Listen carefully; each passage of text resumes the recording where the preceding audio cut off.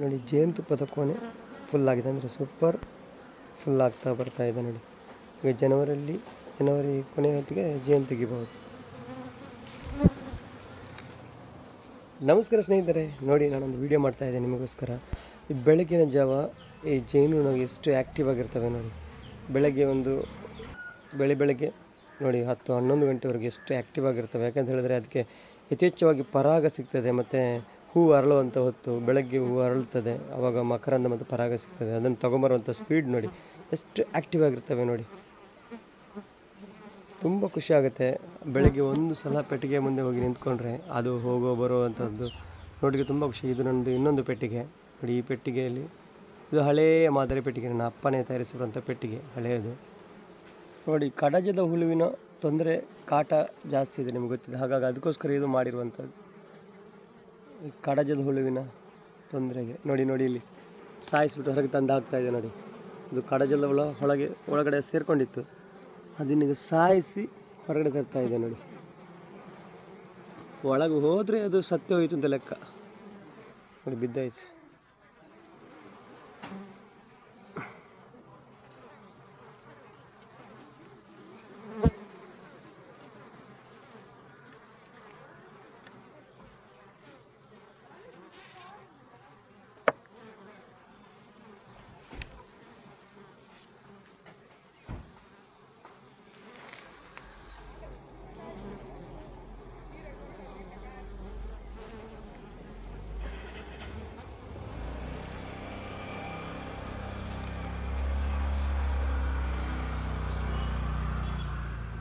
ಎಷ್ಟು ಆ್ಯಕ್ಟಿವ್ ಆಗಿರ್ತದೆ ಈ ಕಾಲಲ್ಲಿ ನೋಡಿ. ಪರಾಗ ಎಷ್ಟು ಪರಾಗ ಹೊತ್ಕೊಂಡ್ಬರ್ತವೆ ನೋಡಿ. ಎಲ್ಲ ಜೇನುನೊಣದ ಕಾಲುಗಳಲ್ಲಿ ಪರಾಗ ಇರ್ತದೆ. ಅಂದರೆ ಬೆಳಗಿನ ಟೈಮಲ್ಲಿ ಅದಕ್ಕೆ ಪರಾಗ ಯಥೇಚ್ಛವಾಗಿ ಸಿಗುತ್ತೆ. ಹಾಗಾಗಿ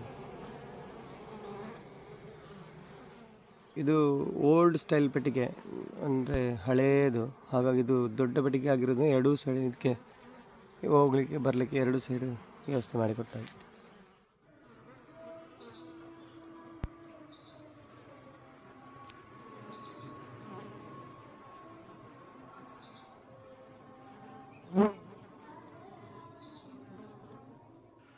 ನೋಡಿ ಸ್ನೇಹಿತರೆ, ಜನವರಿ ತಿಂಗಳು ಈಗ ಜೇನು ಕಾಳ ಅಂದರೆ ಜೇನುತುಪ್ಪ ತಯಾರಾಗುವಂಥ ಸಮಯ.